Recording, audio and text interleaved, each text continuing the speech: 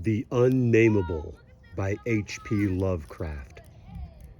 We were sitting on a dilapidated 17th century tomb in the late afternoon of an autumn day at the old burying ground in Arkham, and speculating about the unnamable. Looking toward the giant willow in the cemetery whose trunk had nearly engulfed an ancient, illegible slab, I had made a fantastic remark about the spectral and unmentionable nourishment which the colossal roots must be sucking from that hoary charnel earth, when my friend chided me for such nonsense and told me that since no interments had occurred, therefore over a century, nothing could possibly exist to nourish the tree in other than an ordinary manner. Besides, he added, my constant talk about unnamable and unmentionable things was a very puerile device, quite in keeping with my lowly standing as an author. I was too fond of ending my stories with sights or sounds which paralyzed my heroes' faculties and left them without courage, words, or associations to tell what they had experienced. We know things, he said, only through our five senses or our religious intuitions, wherefore it is quite impossible to refer to any object or spectacle which cannot be clearly depicted by the solid definitions of fact or the correct doctrines of theology, preferably those of the Congregationalists, with which modifications, tradition, and Sir Arthur Conan Doyle may supply. With his friend, Joel Manton, I had often languidly disputed. He was principal of the East High School, born and bred in Boston and sharing New England's self-satisfied deafness to the delicate overtones of life. It was his view that only our normal, objective experiences possess any aesthetic significance, and that it is the province of the artist not so much to rouse strong emotion by action, ecstasy, and astonishment, as to maintain a placid interest and application by accurate, detailed transcripts of everyday affairs. Especially did he object to my preoccupation with the mystical and unexplained. For, although believing in the supernatural much more fully than I, he would not admit that it is sufficiently commonplace for literary treatment, that a mind can find its greatest pleasure in escape from the daily treadmill and an original and dramatic recombinations of images usually thrown by habit and fatigue into the hackneyed patterns of actual existence was something virtually incredible to his clear, practical, and logical intellect. With him, all things and feelings had fixed dimensions, properties, causes, and effects, and although he vaguely knew that the mind sometimes holds visions and sensations of far less geometrical, classifiable, and workable nature, he believed himself justified in drawing an arbitrary line and ruling out of court all that cannot be experienced and understood by the average citizen. Besides, he was almost sure that nothing can be really unnamable. It didn't sound sensible to him. Though I well realized the futility of imaginative and metaphysical arguments against the complacency of an orthodox sun-dweller, something in the scene of this afternoon colloquy moved me to more than usual contentiousness. The crumbling slate slabs, the patriarchal trees, and the centuried gambrel roofs of the witch-haunted old town that stretched around all combined to rouse my spirit in defense of my work. And I was soon carrying my thrusts into the enemy's own country. It was not, indeed, difficult to begin a counterattack, for I knew that Joel Manton actually half clung to many old wives' superstitions which sophisticated people have long outgrown. Beliefs in the appearance of dying persons at distant places, and in the impressions left by old faces on the windows through which they had gazed all their lives. To credit these whisperings of rural grandmothers, I now argued a faith in the existence of spectral substances on the earth apart from and subsequent to their material counterparts. It argued a capability of believing in phenomena beyond all normal notions, For if a dead man can transmit his visible or tangible image half across the world or down the stretch of centuries, how can it be absurd to suppose that deserted houses are full of queer sentient things, or that old graveyards teem with the terrible, unbodied intelligence of generations? And since spirit, in order to cause all manifestations attributed to it, cannot be limited by any of the laws of matter, why is it extravagant to imagine physically living dead things in shapes or absence of shapes, which must for human spectators be utterly and appallingly unnameable? Common sense in reflecting on these subjects, I assured my friend with some warmth, is merely a stupid absence of imagination and mental flexibility. Twilight had now approached, but neither of us felt any wish to cease speaking. Manton seemed unimpressed by my arguments and eager to refute them, having that confidence in his own opinions which had doubtless caused his success as a teacher, whilst I was too sure of my ground to fear defeat. The dusk fell, and lights faintly gleamed in some of the distant windows, but we did not move. Our seat on the tomb was very comfortable, and I knew that my prosaic friend would not mind the cavernous rift of the ancient, root-disturbed brickwork close behind us, or the utter blackness of the spot brought by the intervention of a tottering, deserted 17th century house between us and the nearest lighted road.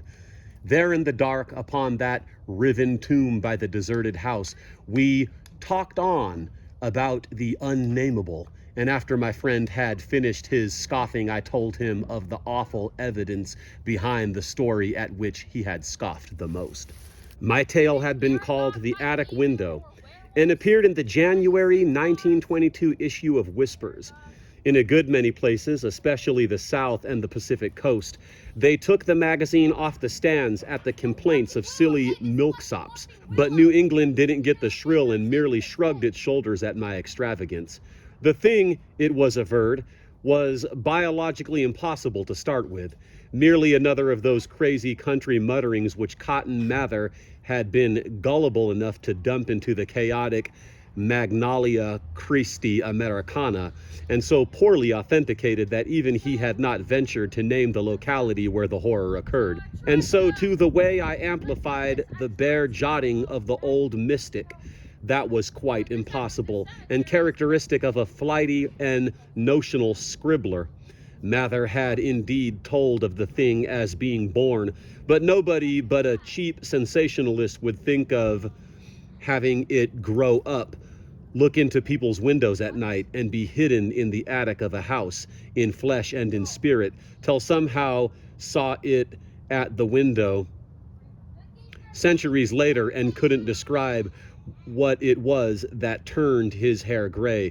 All this was flagrant trashiness, and my friend Manton was not slow to insist on that fact. Then I told him that I had found in an old diary kept between 1706 and 1723, unearthed among family papers not a mile from where we were sitting, that and the certain reality of the scars on my ancestors' chest and back, which the diary described. I told him, too, of the fears of others in that region, and how they were whispered down for generations, and how no mythical madness came to the boy who in 1793 entered an abandoned house to examine certain traces suspected to be there. It had been an eldritch thing. No wonder sensitive students shudder at the Puritan age in Massachusetts. So little is known of what went on beneath the surface, so little, yet such a ghastly festering as it bubbles up putrescently in occasional ghoulish glimpses. The witchcraft terror is a horrible ray of light on what was stewing in men's crushed brains, but even that is a trifle. There was no beauty, no freedom. We can see from the architectural and household remains and the poisonous sermons of the cramped divines, and inside that rusted iron straitjacket lurked gibbering hideousness, perversion, and diabolism. Here truly was the apotheosis of the unnamable. Cotton Mather, in that demoniac sixth book, which no one should read after dark, minced no words as he flung forth his anathema. Stern as a Jewish prophet, and laconically unamazed as none since his day could be, He told of the beast that had brought forth what was more than beast but less than man, the thing with the blemished eye, and of the screaming drunken wretch that they hanged for having such an eye. This much he baldly told, yet without a hint of what came after. Perhaps he did not know, or perhaps he knew and did not dare to tell.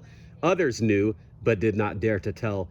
There is no public hint of why they whispered about the lock on the door to the attic stairs in the house of childless, broken, embittered old man who had put up a blank slate slab by an avoided grave, although one may trace enough evasive legends to curdle the thinnest blood. It is all in that ancestral diary I found, all the hushed innuendos and furtive tales of things with a blemished eye seen at windows in the night or in deserted meadows near the woods. Something had caught my ancestor on a dark valley road, leaving him with marks of horns on his chest and of ape-like claws on his back. And when they looked for prints in the trampled dust, they found the mixed marks of split hooves and vaguely anthropoid paws.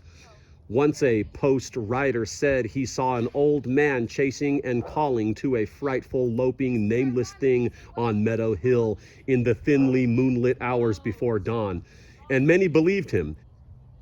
Certainly there was a strange talk one night in 1710 when the childless, broken old man was buried in the crypt behind his own house in sight of the blank slate slab.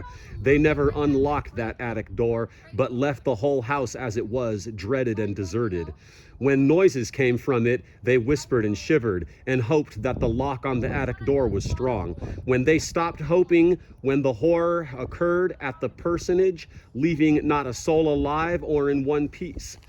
With the years, the legends take on a spectral character. I suppose the thing, if it was a living thing, must have died. The memory had lingered hideously, all the more hideous because it was so secret. During this narration, my friend Manton had become very silent, and I saw that my words had impressed him. He did not laugh as I paused, but asked quite seriously about the boy who went mad in 1793 and who had presumably been the hero of my fiction. I told him why the boy had gone to that shunned, deserted house, and remarked that he ought to be interested, since he believed that widows retained latent images of those who had sat at them. The boy had gone to look at the windows of that horrible attic because of tales of things seen behind them, and had come back screaming maniacally. Manton remained thoughtful as I said this, but gradually reverted to his analytical mood. He granted for the sake of argument that some unnatural monster had really existed, but reminded me that even the most morbid perversion of nature need not be unnamable or scientifically indescribable. I admired his clearness and persistence, and added some further revelations I had collected among the old people. Those later spectral legends I made plain related to monstrous apparitions more frightful than anything organic could be. Apparitions of gigantic bestial forms, sometimes visible and sometimes only tangible, which floated about on moonless nights and haunted the old house, the crypt behind it, and the grave where a sapling had sprouted beside an illegible slab.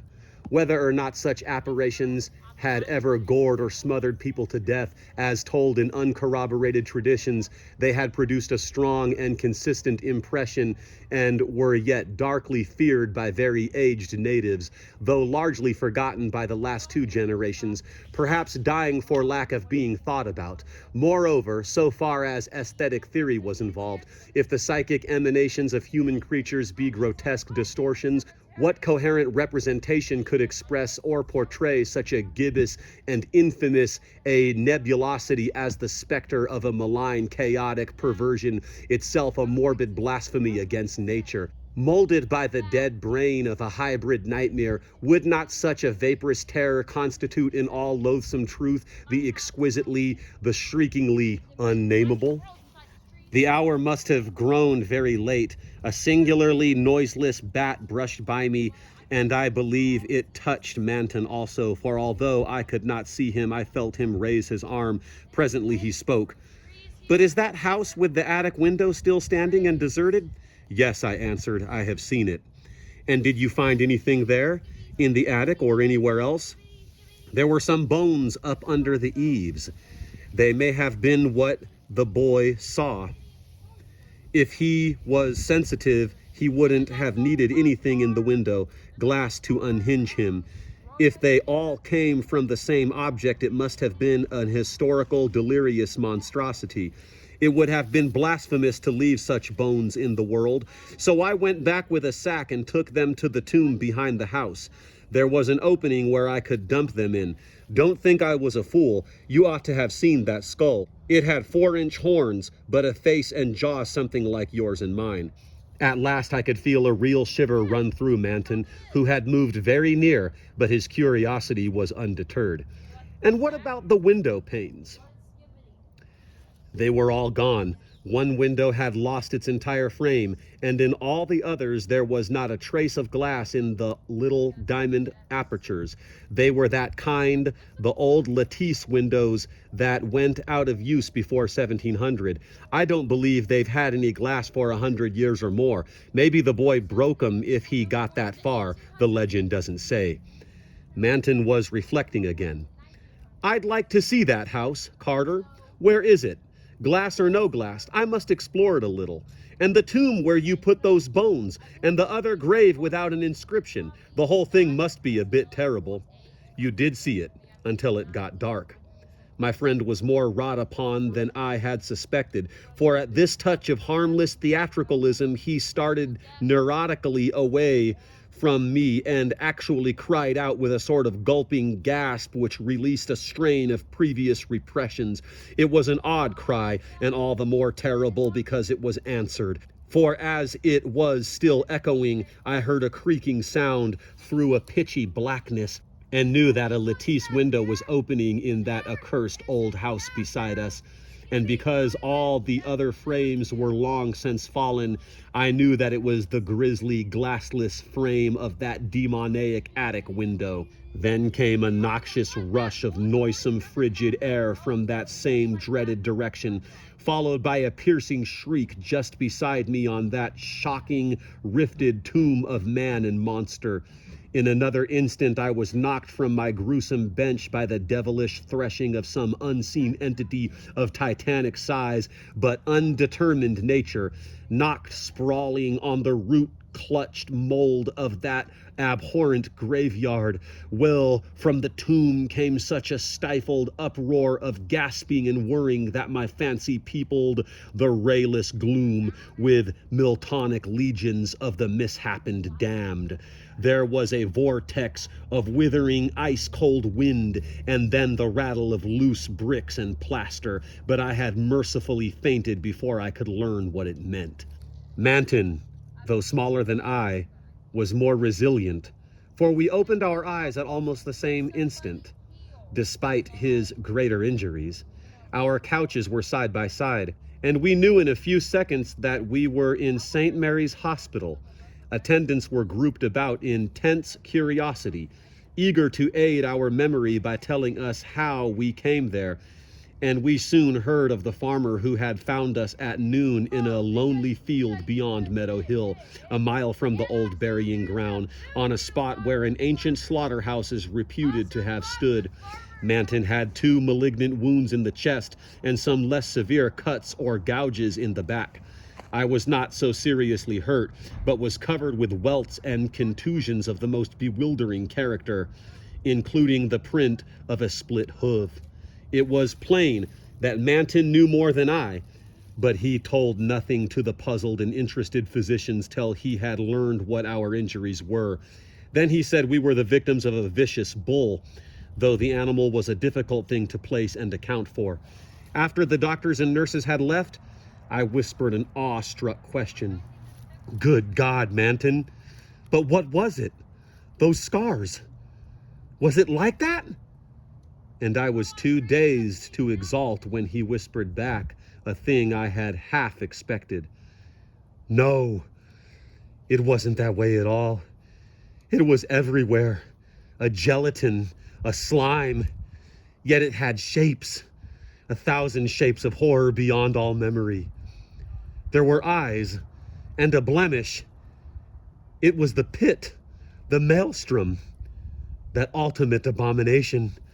Carter, it was the unnamable.